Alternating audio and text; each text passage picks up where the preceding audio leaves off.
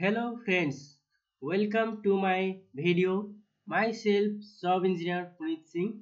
Today I will discuss about AutoCAD basic commands and its uses. So let's start. आज म तपाईहरुको बीच AutoCAD 2007 को बेसिक कमान्ड्स र त्यसको सर्टकट कीहरु र त्यसलाई कसरी AutoCAD मा युज गर्ने त्यसको बारेमा जानकारी गराउन गइरहेको छु। भिडियोलाई अन्तिमसम्म हेर्दिनु होला।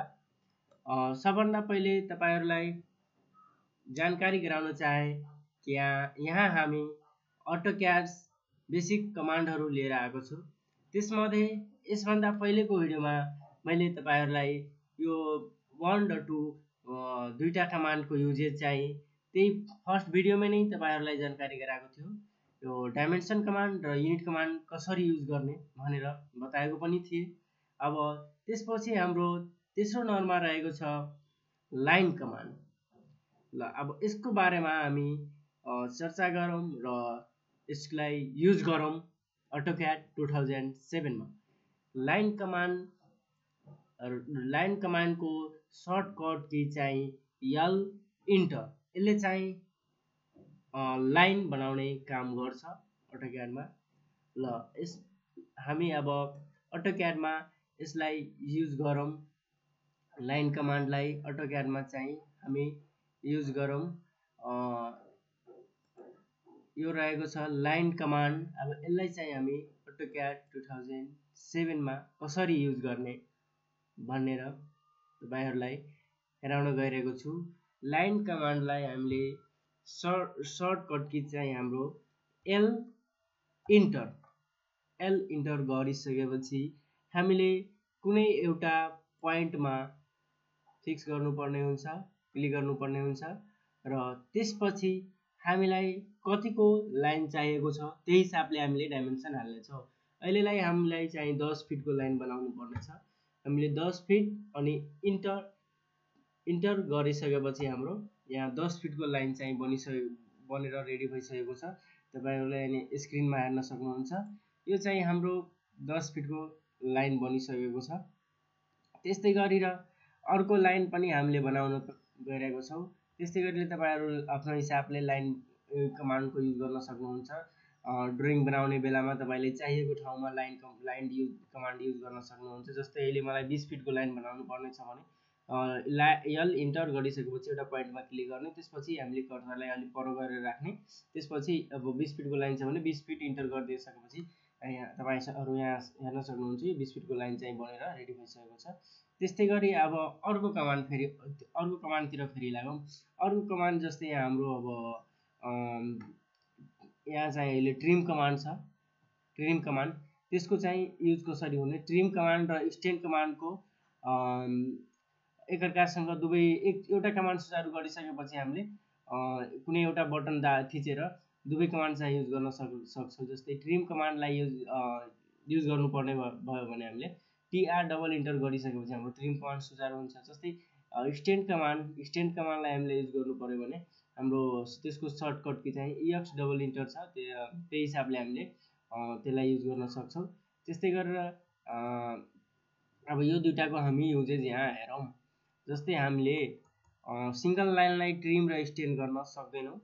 त्यही भएर हाम्रो जस्तै अब अर्को लाइन यसमाथि बनायौं हैन, यसरी बनायौं, यसरी बनायौं र मलाई अब ट्रिम गर्नु पर्ने छ। त हामीले यो लाइनलाई ट्रिम गर्दाखेरि TR डबल इन्टर गरिसकेपछि हाम्रो यो ट्रिम कमान्ड सुचारु भइसकेको छ र यो ट्रिम भइहाल्छ। त्यस्तै गरेर हामीले यसैमा एक्सटेन्ड कमान्ड या तपाईहरु स्क्रिनमा हेर्न सक्नुहुन्छ। यहाँ हामीले सिलेक्ट गरेको बेला यहाँ लेखेको छ सिलेक्ट अब्जेक्ट टु ट्रिम और शिफ्ट सिलेक्ट टु एक्सटेन्ड।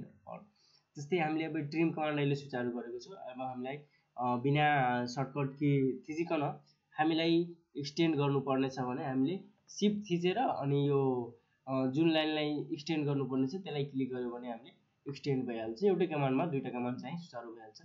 त्यस्तै गरेर अब अर्को कमान्डतिर लागौं।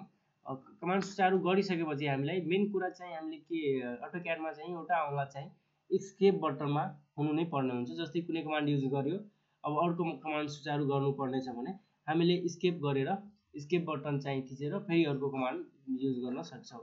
त्यस्तै गरेर अब हाम्रो अर्को चाहिँ आयो सर्कल कमान्ड। सर्कल कमान्डको सर्टकट की चाहिँ सी इन्टर, यसले चाहिँ सर्कल बनाउने काम गर्छ अटोक्याडमा। त्यस्तै गरेर अब हामी सर्कल कमान्डको युज गरौँ। सी इन्टर गरे हामीले अब जस्तै हामीलाई अब कुनै एउटा स्पेसिफिक डायमिटरको सर्कल चाहिएको छ भनेर हामीले रेडियस चाहिँ हाल्छौँ। रेडियस चाहिँ अहिले म 2 फिट राखेँ, हेर्न सक्नुहुन्छ तपाईँ। यो 2 फिट रेडियसको यो सर्कल चाहिँ हाम्रो 2 फिट रेडियसको सर्कल चाहिँ बनेर रेडी भइसकेको छ। यस्तै गरेर हामीले कमान्डहरू युज गर्छौँ।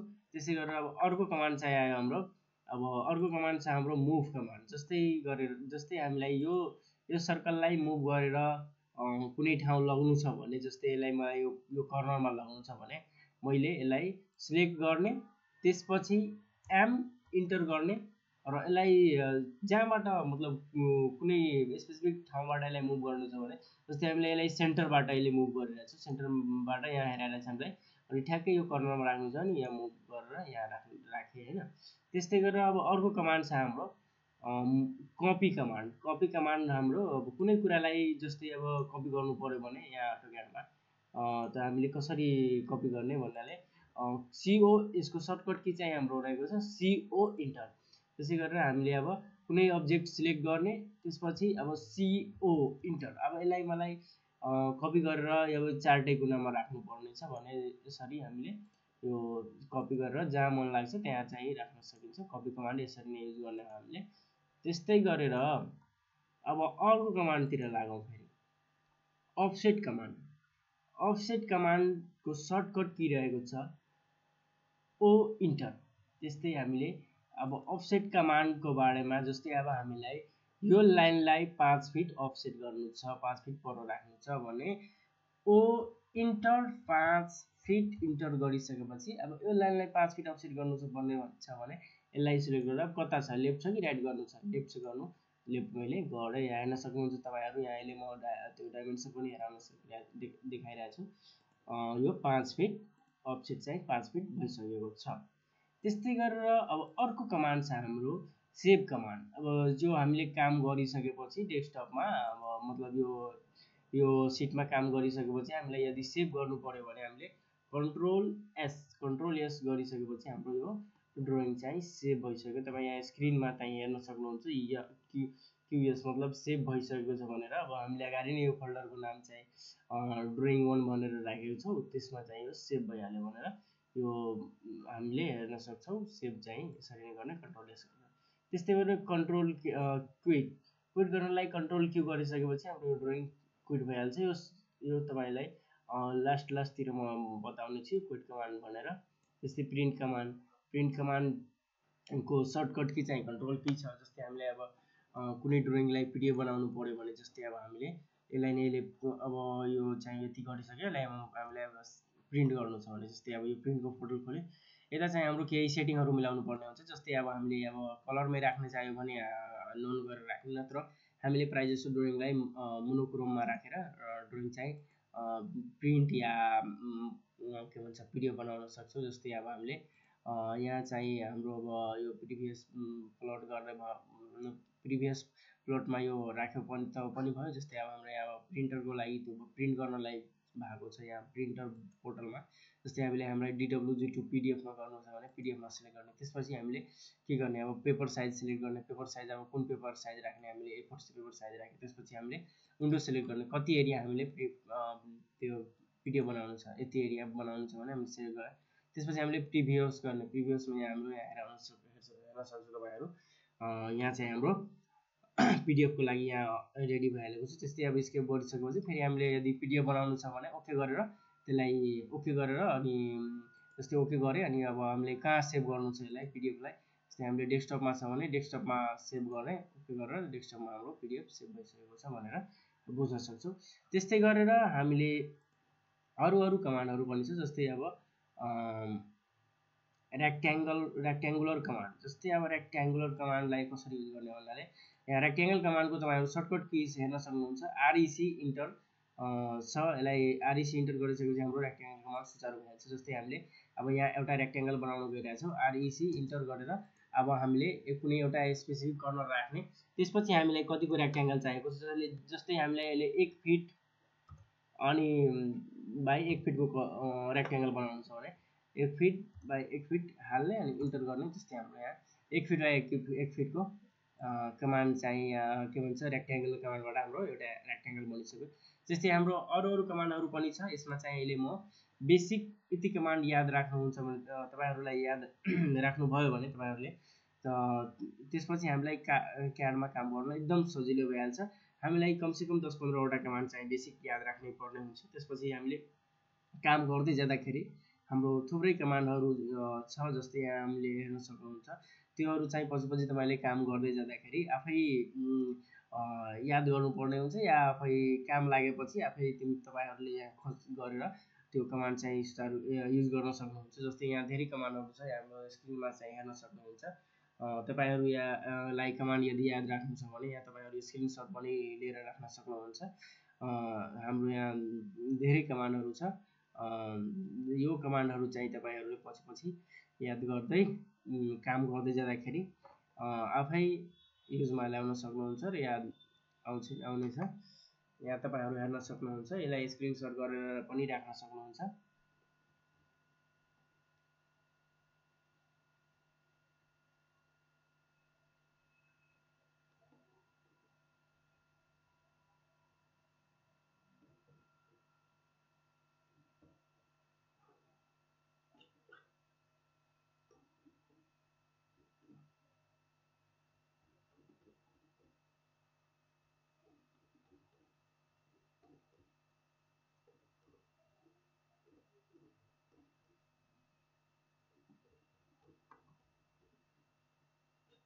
त्यो सबै चाहिने कमान्डहरूको नाम र त्यसको सर्टकट केहरू थियो।